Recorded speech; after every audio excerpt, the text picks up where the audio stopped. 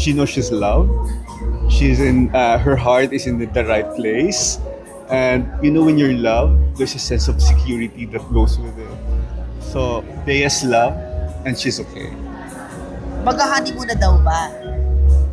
Nako, hindi ako. Ano po ako? Business po ang hawak ko, hindi po personal life.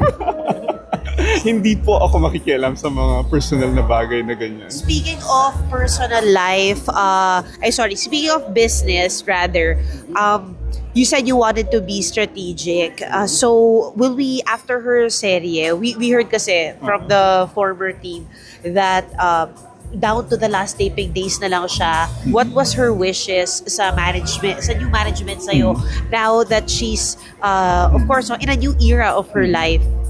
Well, yung totoo nun, hindi pa talaga namin napag-uusapan niya kasi again, we're in the preliminary stage ng planning sa career niya. But again, yung core lang talaga is to have parang to prioritize her personal life this time. So, and syempre, yung mga soap, yung mga movies and everything, i-review pa namin kung ano yung magiging directions for them. But she'll scale back. Parang she will take a step back. Depende. I mean, I think si Bea naman would always want to get the right project. So, yun.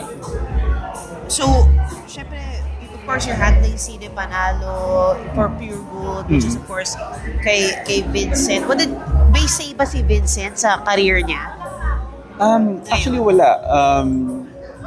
She has her own agency talaga. May sarili siyang desisyon sa career niya. And I'm her manager, so ibang-iba yung... Oo, ibang-iba yung dynamics. Yun. Pero marami kang na-close na event. Marami. May mga na-close ka na ba na deals for Bea? Inquiries, since it was turned over to you? Let's just put it this way. She is hot. She is burning hot. So, abangan nyo ang daming nangyayari. For this year, sir? Both this year and next year. May inquiries na. Hindi. Sobrang dami. Sobrang dami. Ayan, sumabot si Tita Lea. Thank you, Chris.